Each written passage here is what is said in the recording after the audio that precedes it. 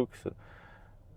Хотел сильно тоже что-то. Хотел, ну, я на самом деле Ну, хотел... прорекламируй хотя бы где, чтобы люди знали. Короче, чтобы... собачий парк, известный всеми, в Махачкале есть такой парк собачий. Чем я хотел зацепить вообще? Я хотел просто вот пользу какую-то принести. Не просто там, вот мы пьем сушняки, натуральные соки, так сказать. Они вредные, там сахара очень много. Там, вот мы когда начинаем уже изучать это все, да, досконально, когда спортсмен, ты же уже начинаешь это все, диетолог, начинаешь сзади составы читать, а там столько вредного, а на самом деле ребенок думает, это полезно, там натуральный сок, что.